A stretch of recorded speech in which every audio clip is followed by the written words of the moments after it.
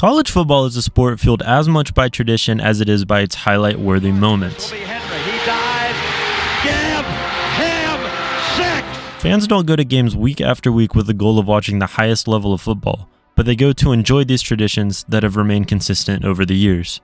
There are many programs all around the country who have established these traditions, but none are quite like the University of Tennessee. From the mighty Vol Navy that forms outside of the stadium every week to the infamous checkerboard end zones, Knoxville, Tennessee is home to some of the most exciting traditions in all of college football. The first thing that any visiting fan may notice on their way to a game, aside from the sea of orange, is the river full of boats parked on the Tennessee River just outside of the stadium. This tradition started in 1962 when legendary Tennessee broadcaster George Mooney chose to take his boat rather than deal with the road traffic around Neyland Stadium. Over time, others took notice and the river began to fill up with more and more boats. Now, at each home game, fans arrive in more than 200 boats parked along the river where they eat, drink, and tailgate to their heart's content.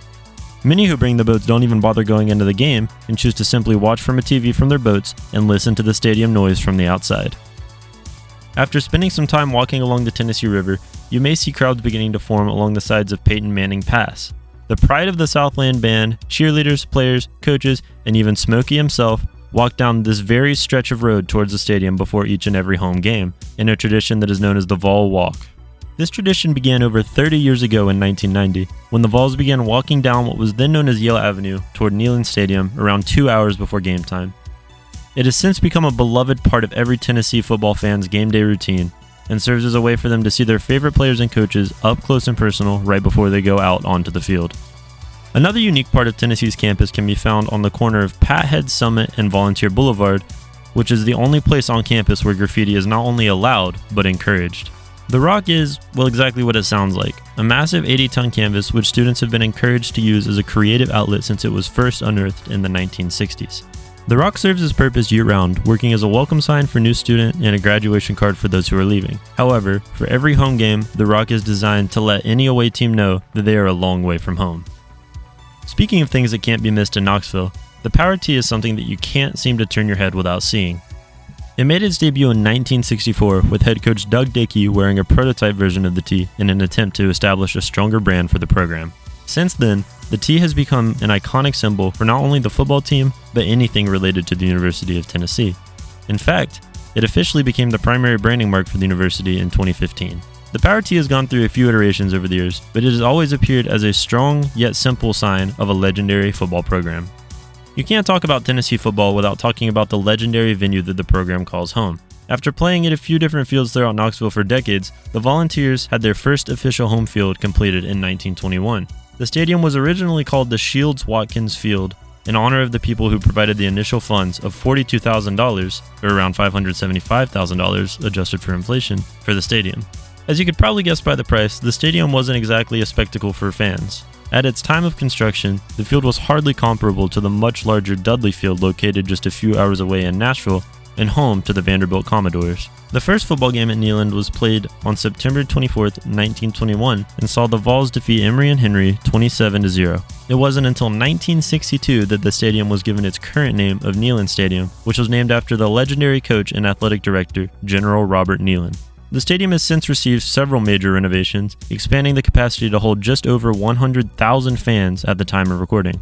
Today, Neyland Stadium is widely regarded as one of the most iconic and impressive stadiums in America, coming a long way from its humble origins. Looking into the stadium, your eyes will be drawn to either side of the field, where the end zones contain a pattern that is completely unique to Neyland Stadium. The checkerboard was first made significant with the completion of Ayers Hall, which was originally visible to the north side of the field before the top deck was added to the stadium. Ayers Hall is topped with a clock tower, which displays the checkerboard pattern in brick towards the top. When General Neyland was coaching his team on the field, he would tell his players to charge the checkerboard when they were on offense. Doug Dickey was the first to paint the end zones with the pattern, and it has been adopted by players and fans ever since. Another place where the checkerboard can't be missed can sometimes be seen in the stands. In 2014, a fan named Spencer Barnett photoshopped an image of Neyland Stadium with the stands appearing in a checkerboard pattern. Fans loved this idea so much that the movement spread by word of mouth alone until it grew big enough to have real potential. After Knoxville-based web developers created checkerneyland.com, which told fans what color to wear based on their ticket's location, there was no stopping the idea. Since the idea's launch, there have been 8 checker kneeling games, and the Vols have a 4-4 record in these games. This is one of the newer traditions in college football, but based on how unique and popular it has become, it's not going to go anywhere anytime soon. Often when people hear the name Volunteer referring to the University of Tennessee, they aren't quite sure what to think. The name comes from a nickname given to the state of Tennessee, which is the Volunteer State. The nickname was originally given to the state after men from Tennessee volunteered to go to Texas as it fought to gain its independence from Mexico. The name became even more widespread during the Mexican-American War of 1846, when more than 30,000 men from Tennessee volunteered to fight. The name was officially adopted by the university in 1905 and is often referred to today with its shortened version, the Tennessee Vols. While the school's nickname may confuse some, the mascot is about as straightforward as it gets. Smokey is a hound dog that has been the mascot for the University of Tennessee's sports program since 1953. He is responsible for leading the Volunteers through the massive T when they are at home, making fans smile and cheering on his Vols. Smokey was first introduced in 1953 by Reverend Bill Brooks, who brought his dog to the Mississippi State game, and fans fell in love. Since then, Smokey has become an icon for all things Tennessee sports. If you've ever seen a Tennessee football game on TV, or even been lucky enough to watch one in person, you know that there is one song that fans can't seem to get enough of.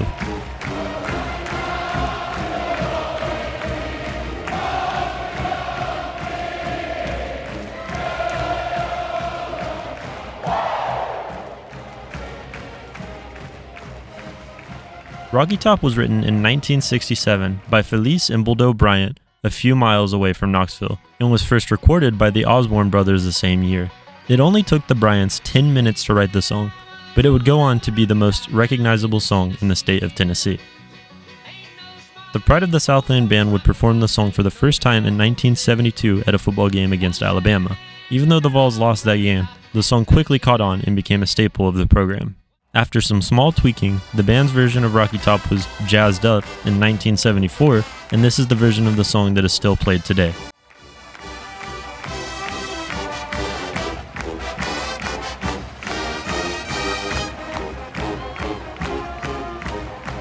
Rocky Top officially became one of Tennessee's state songs in 1982, and is still the most sacred tune for any fan of Tennessee football.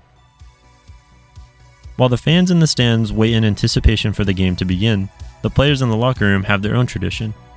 Head coach General Robert Neyland first introduced the Maxims to his team in the 1930s. He believed that the key to winning any football game relies on these 7 maxims. 1. The team that makes the fewest mistakes will win. 2. Play 4 and make the breaks, and when one comes your way, score. 3. If at first the game or breaks go against you, don't let up, put on more steam. 4. Protect our kickers, our quarterback, our lead, and our ball game. 5. Balk, oski, cover, block, cut, and slice, pursue, and gang tackle, for this is the winning edge. 6. Press the kicking game. Here's where the breaks are made. 7. Carry the fight to our opponent and keep it there for 60 minutes. These 7 maxims are still recited in the locker room before every game today. After the maxims have been read and the players have put their helmets on, they begin to head into a tunnel towards the field, but not before slapping the sign above the doorframe. The sign reads, "I will give my all for Tennessee today," and serves as a single point for all players to show their dedication in the last moments before they step out onto the field. Now that everything off of the field is taken care of, it's finally time for the Vols to take the field. Regarded by many as the greatest entrance in college football, the Vols run out onto the field, led by Smokey of course, through a T shape made by the Pride of the Southland Band and onto their sideline. The tradition started with head coach Doug Dickey deciding that he would rather his team be on the west sideline rather than the east. The only issue with this is that the home locker room was located on the east side of the stands, meaning that the team would have to get through the opposing team in order to make it to their sideline. Looking for a solution, he approached the band director and asked for one, and so the T was born. Since its first appearance in 1965, the T has rotated 90 degrees, with the team entering from the north end zone today. Knoxville, Tennessee is home to one of the most unique and intense football programs in America. Regardless of the day of the week or even the month in the year, the town is always full of fans eager for the next home game. From the Vol Navy to Smokey to the Maxims to good old Rocky Top, there isn't any other football program quite like the University of Tennessee. Rocky Top, you'll always be